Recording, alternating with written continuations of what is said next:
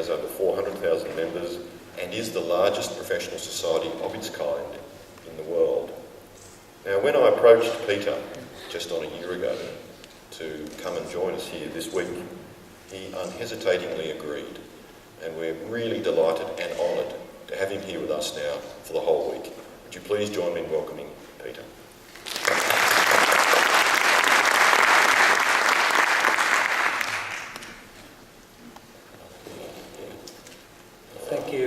Thank you, Peter. Let's see.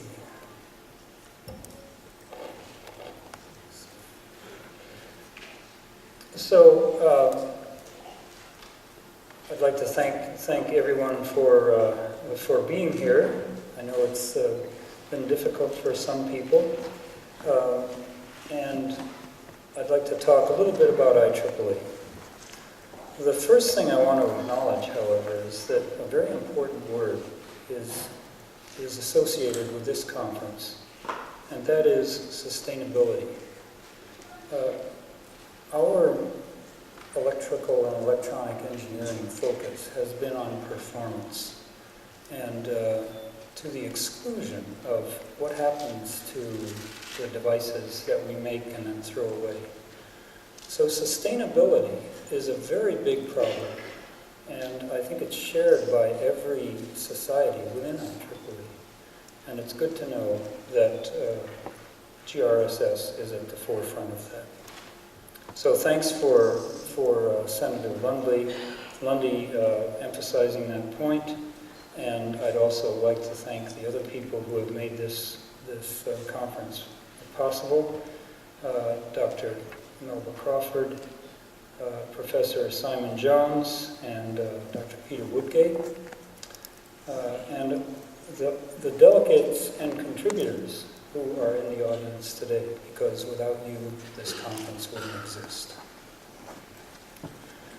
So a few words about IEEE. First of all, our mission is to advance technology for the benefit of humanity. And that is something that we've been paying much attention to as we become more global. An associated vision with that is to be essential to our stakeholders, to our global technical community. And one of the ways that we think we can do that is by collaborating and cooperating with each other. This becomes, this is something that our founding fathers had done in order to form the group that we now have, but it's still as valid a principle now as it was back in 1884,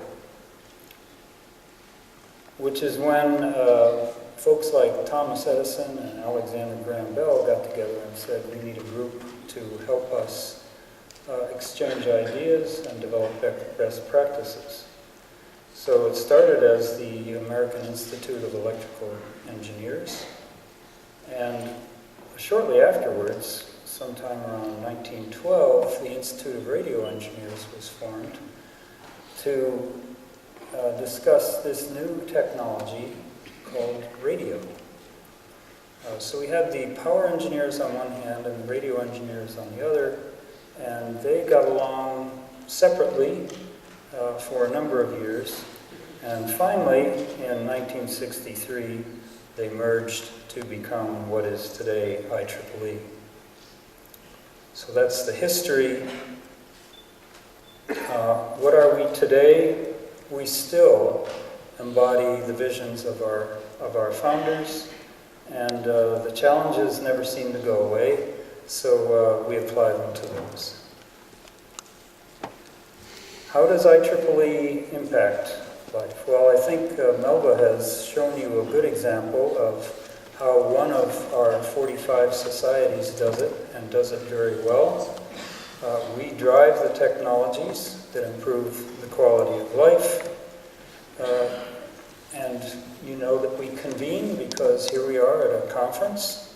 We publish, we recognize excellence. You'll see a little bit of that later on. And emphasize excellence and quality. And I'll say a little more about quality when we talk about publications. Oh, had my finger on the antenna, sorry. So here are some numbers about IEEE. We have a number of members growing nicely, 45 technical societies and councils, spread over 160 countries. This is one of over 1,300 annual conferences we hold. We have a library of 3 million technical documents, which are downloaded from our electronic database at the rate of about 8 million per month. And we have over 150 top-cited publications.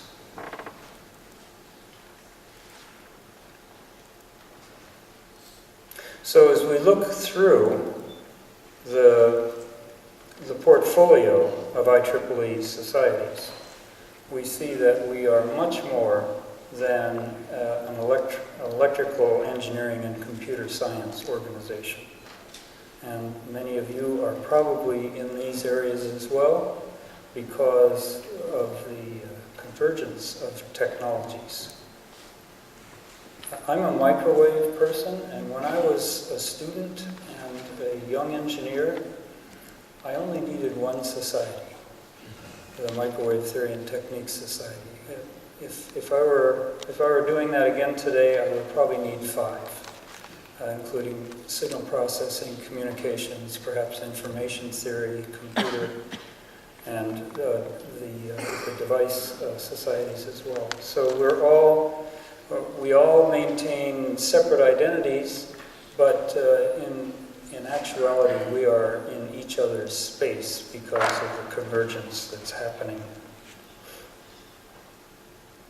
Standards are very important to the Institute and to industry, and while you may not know the actual numbers, 802.11 and so forth, you certainly know the logos that are associated with some of our more popular standards. And they are widely valued by industry, and industry works very hard collaborating on developing these standards.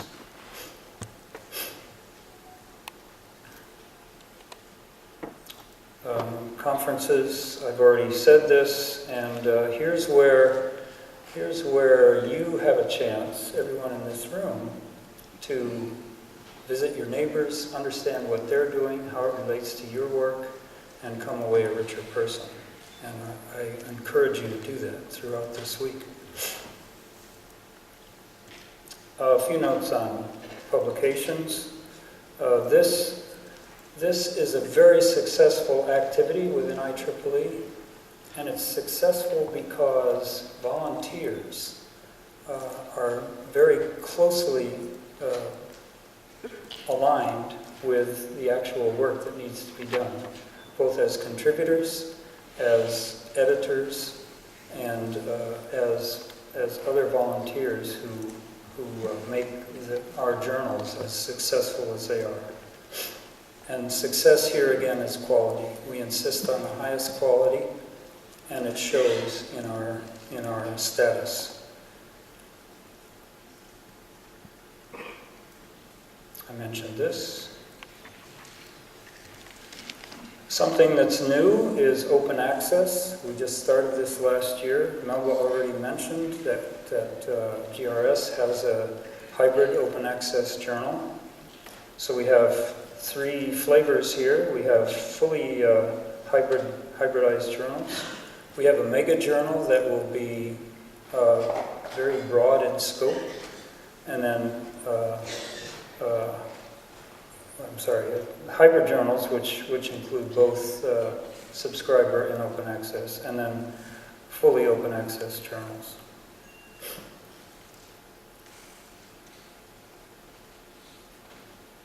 Let's talk a little bit about the young people. Of our 400,000+ members, over 1/4 are students. This is good news, because it is the students who are the leaders of the future. And I just want to take a show of hands. Students in the audience? Kind of hard for me to see. Anyway, welcome. And I'll have some advice for you at the end. But we support a number of programs not only for students who are in college, but pre-college as well. And you see a list of some of them here. Try engineering, try computing. We have teacher and service programs where volunteers teach the teachers about engineering, and it enriches the engineering content of secondary schools. We also have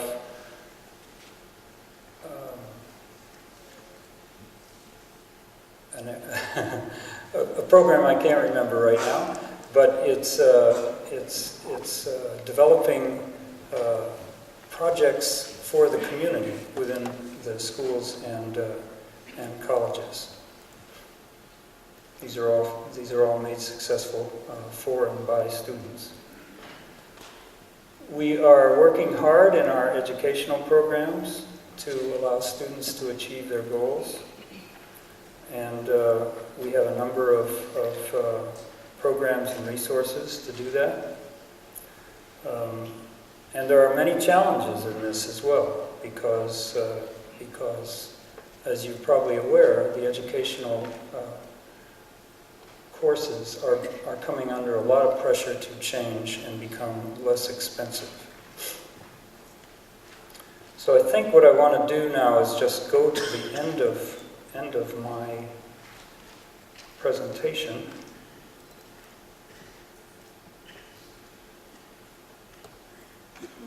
And talk about your list. When you came here today, you probably had, or you should have, a list of what you want to take away from the symposium. So, if you haven't done that yet, it's time to do it, and I'll give you a few suggestions. First of all, make 12 new contacts during this meeting. 6 in your field of interest, 6 in the other, in everything else. Use lunchtime to help you make those contacts. Motivate and be motivated. There are plenty of places to do both. Be inspired by those who are being recognized and see your own potential. Pay attention to global trends. See what you can learn about what's coming.